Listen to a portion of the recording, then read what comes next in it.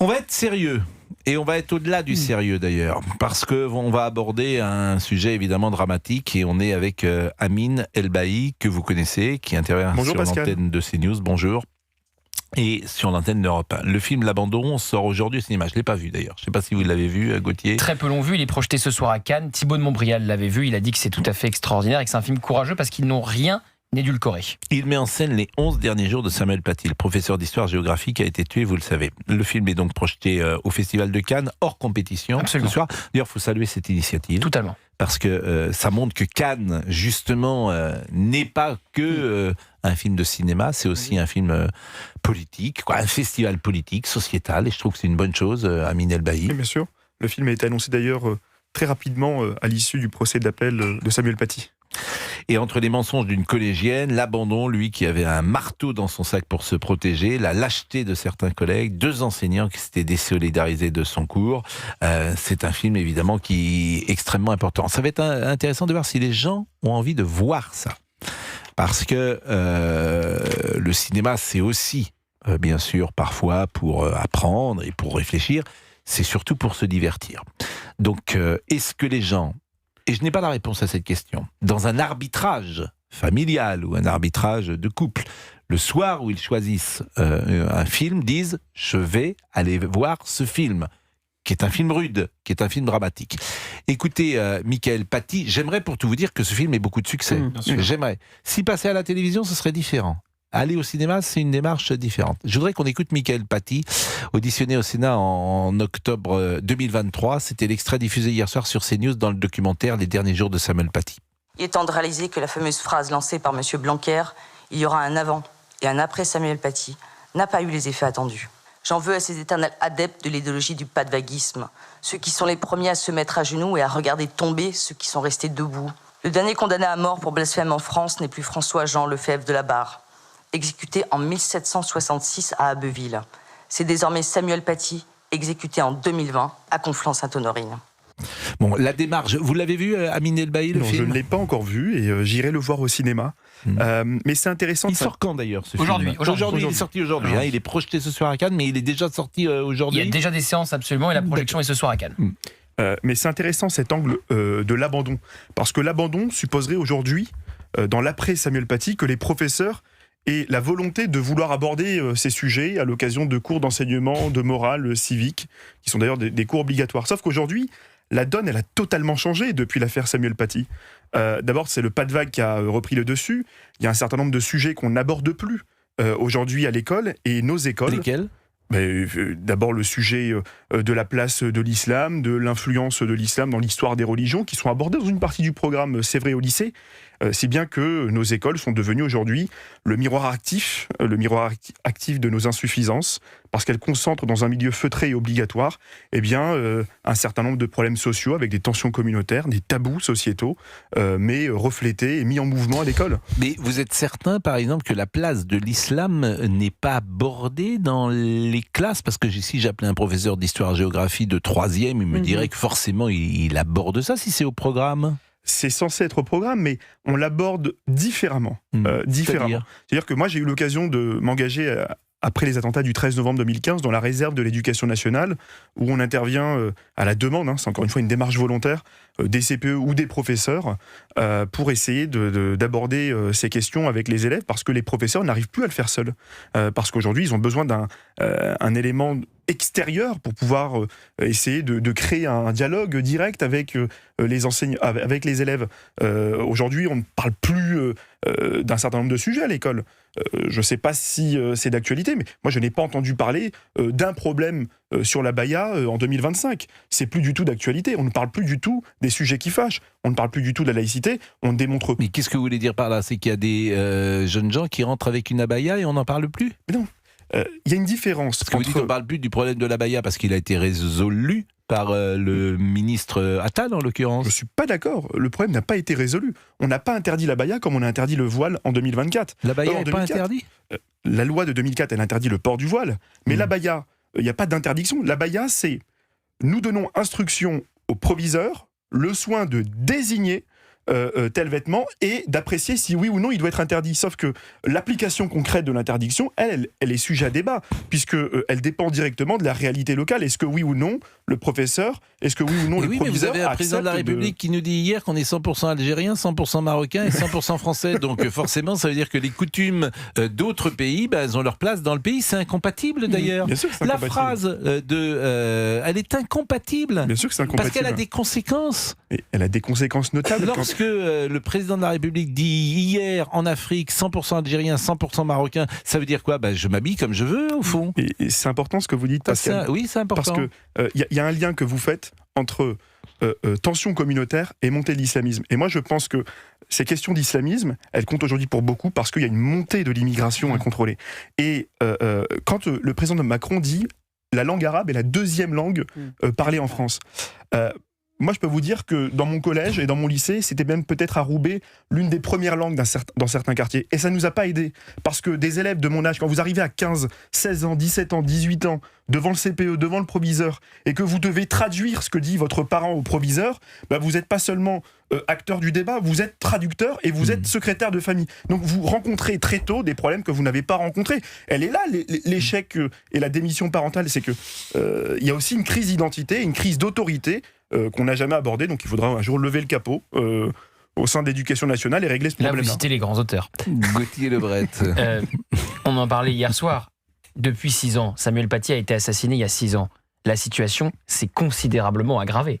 C'est-à-dire que l'islamisme n'a pas du tout reculé. L'islamisme qui n'est pas forcément un terrorisme ou un djihadisme, qui peut être de l'idéologie pure. L'idéologie, elle a progressé.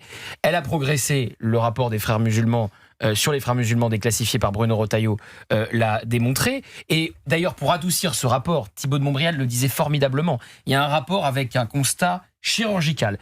Et pour adoucir le rapport, ils ont ajouté une dernière page où ils mettent dans les recommandations apprendre l'arabe à l'école, par exemple, pour être sûr effectivement que la langue progresse et ne passe, peut-être gagne des places par rapport à ce qu'a dit Emmanuel Macron. Ça, c'est le premier point. Et puis le deuxième point, parce que je veux quand même revenir sur cette notion de courage et raconter l'histoire, parce qu'il ne peut pas le faire lui-même, et l'histoire d'Amin El Bailly.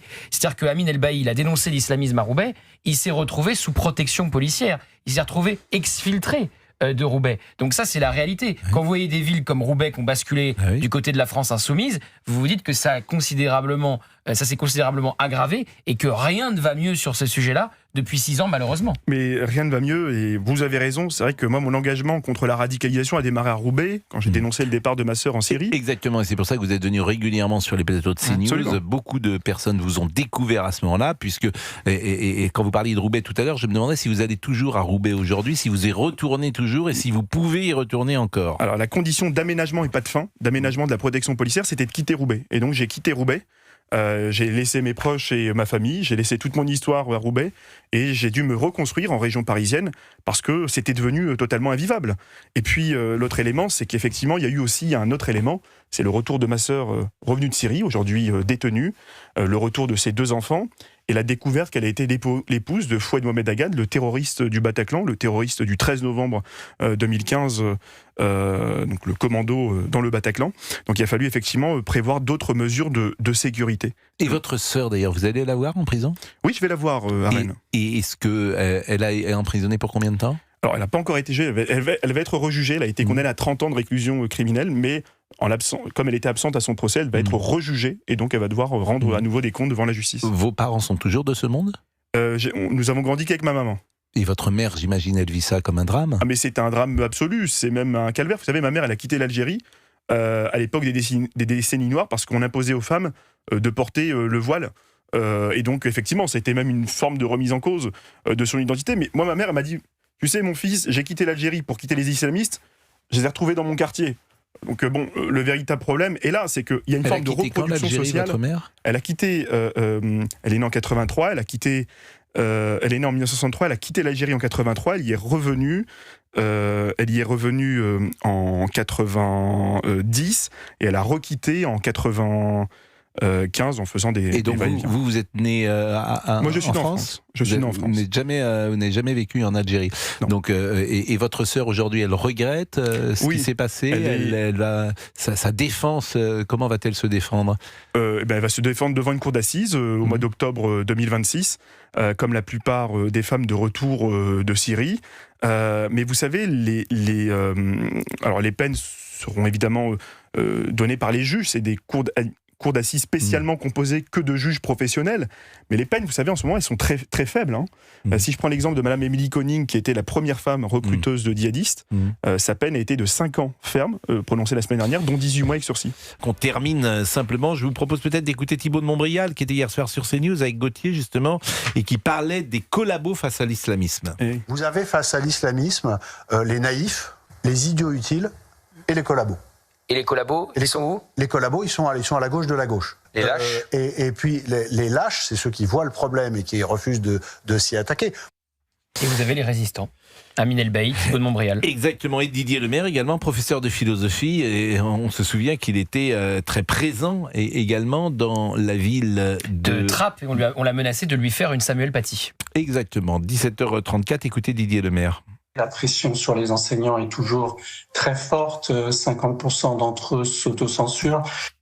Bon, Amine, il est 17h, je le disais, 35, donc je pense qu'on pourra prolonger vraiment notre rencontre en parlant notamment de votre sœur, d'essayer de comprendre, vous qui avez été un proche, on ne peut plus proche, elle a 1 an de plus que vous, je crois, votre sœur. Vous êtes combien d'enfants? Nous sommes une fratrie de 6. Bon, pourquoi sur les 6 Et oui, mais... Une seule s'est radicalisée de cette manière? Oui, une seule, bien sûr. Tout le reste a pris un chemin totalement... Garçon-fille parmi les 6? Garçon-fille, on est 4 garçons, 2 filles. Et la sœur de votre sœur, si j'ose dire, elle a suivi un chemin différent? Totalement différent, dans la culture, dans la musique. Elle a vraiment suivi une voie totalement différente. On va dire que c'est la seule qui a dérapé, mais elle a dérapé dans un quartier, en même temps, à un moment donné, avec ses amis du lycée, qui appartenaient à une famille connue pour le djihad. Et d'ailleurs, je vais vous dire une chose. Vous l'avez vu se radicaliser, j'imagine? Oui, je l'ai vu, je l'ai même signalé avant son départ au numéro vert, vous savez, Stop Djihadisme. Bien sûr. Et vous avez eu des échanges avec elle, elle ne voulait pas vous entendre, j'imagine, et c'était conflictuel. Oui. Il y avait une réelle rupture qui s'est installée avec ma sœur dans mes rapports familiaux. Et d'ailleurs, je vais vous dire une chose. Vous savez, moi, je m'interroge encore aujourd'hui comment l'éducation nationale a pu passer à côté de cela, parce que les rencontres ont commencé évidemment au lycée. J'ai peut-être une première réponse à apporter, c'est que l'éducation nationale, notamment dans l'apprentissage des langues vivantes, la LV3 arabe, est totalement défaillante. Je ne sais pas si vous avez vu il y a quelques jours, mais il y a eu une annonce de Pôle emploi pour devenir imam. Et dans l'une des missions proposées, c'était aux imams d'enseigner la langue arabe. Et le problème, c'est qu'à Roubaix, comme dans bon nombre de quartiers en France, et ça on ne le dit pas, c'est que quand on inscrit les enfants en langue vivante arabe, les enfants vont d'abord à l'école coranique apprendre l'arabe, et ensuite vont appliquer l'arabe qu'ils ont appris à la mosquée, à l'école, avec les revendications communautaires qui vont avec. Il y a peut-être aussi quelque chose à faire de ce côté-là. Amine Elbaï sur l'antenne d'Europe 1, qui raconte évidemment, qui témoigne de la réalité de ce qu'il a connu à Roubaix, notamment avec sa sœur, qui est aujourd'hui à Rennes, emprisonnée, qui sera bientôt jugée, qui avait été condamnée à 30 ans de prison par contumace, comme on disait jadis, mais qui n'était pas présente à son procès. Là, on peut imaginer qu'elle prenne moins que ses 30 ans, et puis vous allez régulièrement la voir, vous échangez avec elle dans cette prison. Merci vraiment d'être venu à notre micro. Le film L'Abandon sort aujourd'hui au cinéma. C'est une question que je posais tout à l'heure. Est-ce que le public aura envie d'aller voir, je le dis vraiment... Il faut faire la démarche. Oui, voilà. Est-ce que le public, dans un arbitrage d'un soir, on sait ce que c'est, on va au cinéma, t'as envie de voir quoi? Bon, voilà. Est-ce qu'on a envie de se plonger dans une histoire au-delà de la tristesse dramatique, véritablement? Moi, j'ai envie. J'ai envie de voir le film. J'ai envie de voir le film. Mais est-ce que d'emmener les enfants. Vous vous souvenez, la question s'était déjà posée après le film Timbuktu, qui revenait justement sur les islamistes et qui était projeté aussi à Cannes. Et le film avait eu le grand prix du jury, avait rencontré. Et je crois même qu'il a eu le César du meilleur film, Timbuktu. Exactement, vous avez raison. C'était Sylvie Piala qui le produit. Et le réalisateur, c'est Abderrahmane Sissoko. Exactement. Et je crois que, j'en suis sûr, même c'est produit par les films du Vorso. Et c'est Sylvie Piala, qui est l'épouse de Feu Piala, Maurice Piala, qui s'occupe de ce cinéma, qui est toujours un cinéma assez exigeant d'ailleurs.